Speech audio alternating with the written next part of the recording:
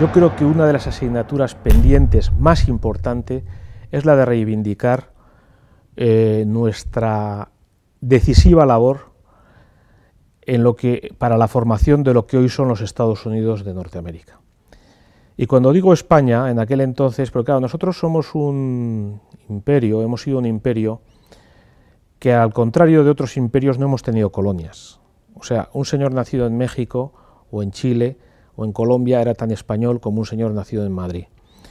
Entonces, cuando hablo del papel de España en la formación de Estados Unidos y en este caso en la independencia de Estados Unidos, que cuento en este libro Fuego del Mississippi, pues estoy hablando del papel de cubanos, de mexicanos, de centroamericanos especialmente, aunque también de colombianos y de gente, es decir, españoles de América y españoles de la península también.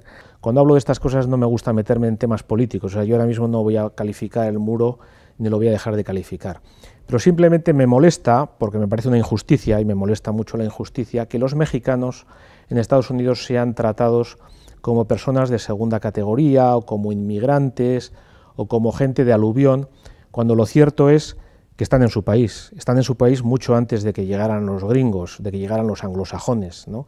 De que llegara la oleada migratoria europea no española. La primera ciudad de Estados Unidos fue fundada por Méndez de Avilés, asturiano, en el año 1585. Es la ciudad de San Agustín de la Florida, está al norte de la Florida, en la costa atlántica. Es una ciudad donde cada 12 de octubre la llenan de banderas de España, etcétera, con más profusión que en muchos sitios de España, ¿no? No sé en España si tenemos una especial timidez, un especial pudor de hablar de nuestras cosas, porque nos pasa en el terreno comercial que nos cuesta dar a conocer nuestros productos, ahora poco a poco nos vamos soltando, ¿no?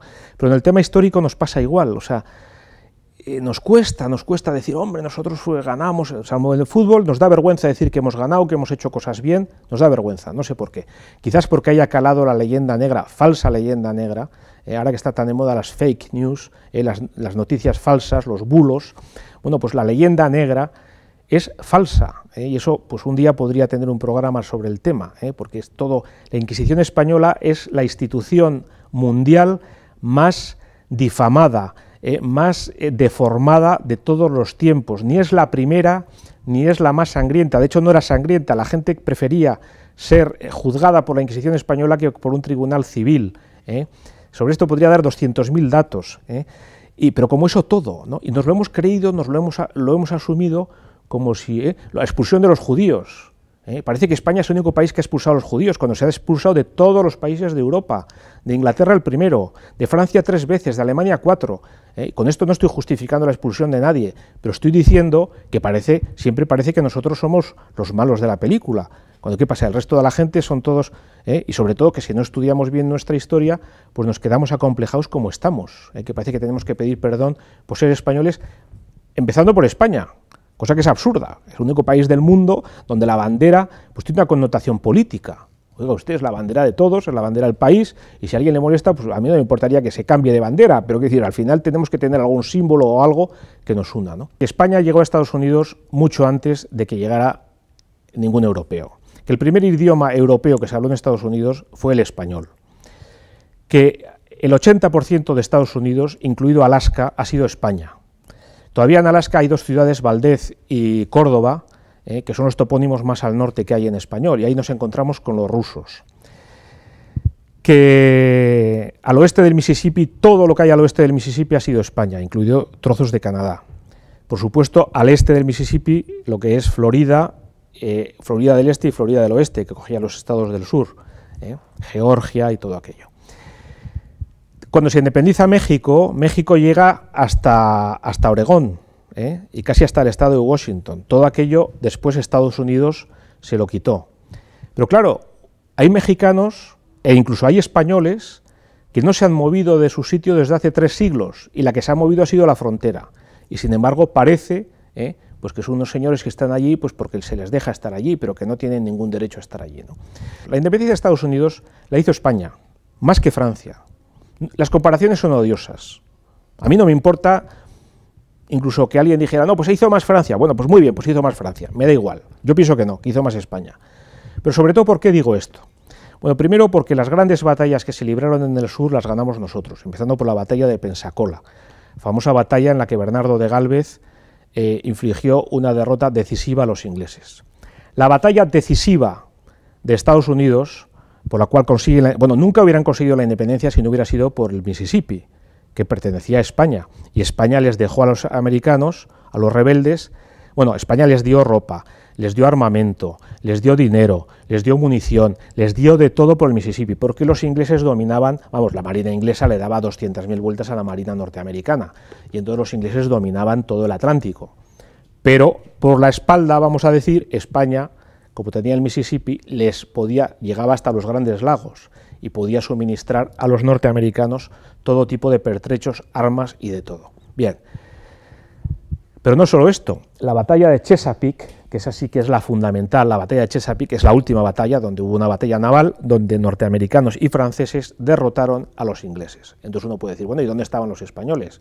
Pues los españoles estaban en Cuba, y los españoles mandábamos sobre la flota española y la flota francesa, y si los franceses fueron allí, fue porque nosotros les enviamos, porque nosotros les dejamos ir. Y si nosotros no estuvimos, fue porque no interesaba que estuviéramos, porque nosotros estábamos precisamente manteniendo la zona del sur. Pero hay que decir una cosa, cuando estaban en las vísperas de la batalla de Chesapeake, hubo una rebelión del ejército norteamericano, porque no se les pagaba, y entonces se rebelaron, y estaban dispuestos a desertar, a abandonar. Y entonces hubo una acuestación impresionante en Cuba, con la cual se les pagó, ya lo cuento aquí en el libro, pero el equivalente a lo que hoy serían miles de millones de euros. Una vez que se pagó el ejército norteamericano, se levantó el ejército francés, porque tampoco cobraban. Una vez más fue España la que pagó el ejército francés. Es decir, España pagó el ejército francés al norteamericano y, por supuesto, al español. Bueno, tanto es así que cuando por fin Estados Unidos se independiza, George Washington, esto en España no lo sabe nadie, pidió personalmente al embajador de España, el primer embajador de España ante Estados Unidos, que se llamaba Gardoqui, don Diego de Gardoqui, que era de Bilbao, le pidió que desfilara a su derecha. Le dijo, nunca olvidaremos lo que España ha hecho por nosotros. Y por eso le pidió a Gardoqui que desfilara a su derecha. El único barco de guerra extranjero que hubo en la toma de posesión de Washington en Nueva York, porque toda la capital estaba en Nueva York, fue el Galveston, un barco de guerra que Estados Unidos había regalado a Gálvez, en agradecimiento por todo lo que Gálvez había hecho por la independencia de Estados Unidos. Y ese barco español estuvo allí con todo tipo de galardones y hizo salvas de honor, etcétera. Lo he puesto aquí también en el epílogo, como un periodista inglés cuenta, ¿no?, todo aquello, porque verdaderamente es impresionante, ¿no? Dice: los barcos anclados en el puerto, esto dice el periodista americano, ornamentados con distintos colores, dispararon salvas a su paso. Había uno solo, el Galveston, un buque de guerra español, que no mostraba signos de fiesta hasta que la barcaza del general estuvo casi a la vista. Entonces, de repente, como por arte de magia, las gavias fueron servidas y la nave estalló, por así decirlo, en una amplia gama de banderas y señales, y tronó un saludo de 13 armas de fuego. De pie en el lado de Washington en el desfile presidencial inaugural se hallaba el primer embajador de España en los Estados Unidos, Diego de Gardoqui, y tal vez esta demostración se hizo para vincular la campaña española en el sur con el presidente. La primera iglesia católica del estado de Nueva York la puso Diego de Gardoqui, la iglesia de San Pedro, que está junto a las actuales Torres Gemelas. De hecho, la primera víctima de las Torres Gemelas fue llevada allí, el capellán de los bomberos de Nueva York, etcétera, etcétera. Es decir, podríamos continuar, y son una serie de cuestiones que, por eso he escrito yo el libro, porque me ha parecido muy importante que se conozcan todos estos hechos, y sobre todo pensando, como digo, en los hispanos, o sea, españoles en sentido amplio, que viven allí. Voy a terminar con unas palabras que José Horacio Gómez Velasco, arzobispo de Los Ángeles, pronunció el 11 de septiembre de 2016 en el Boston College, hablando precisamente de la inmigración en los Estados Unidos. Dice: como todos sabemos, la historia de nuestro país comenzó en 1600 con los padres peregrinos, pero con el debido respeto ellos llegaron con un siglo de retraso. Mucho antes de que Estados Unidos tuviese un nombre y antes de que George Washington y las 13 colonias se formaran, los misioneros españoles y mexicanos, e incluso los exploradores, se habían establecido en los territorios que hoy son Florida, Texas, California y Nuevo México. Deberíamos pensar en esto. La primera lengua no nativa hablada en este país no fue el inglés, fue el español. Yo lo que quería es que se conozca que en la raíz de los Estados Unidos, bueno, qué decir, ahora con el ADN se conoce todo. Las famosas películas del oeste, ¿no? Los caballos, todos los caballos de Estados Unidos proceden no ya de España, sino de las marismas de Cádiz. Estas famosas torres que aparecen en las películas del oeste con unas aspas que dan vuelta, son típicas de Mallorca, las llevó Fray Junípero Serra. Entonces todas esas escenas típicas, ¿no?, de los vaqueros, de las torres, tal, son españolas, incluso la manera como visten es la típica de los vaqueros andaluces.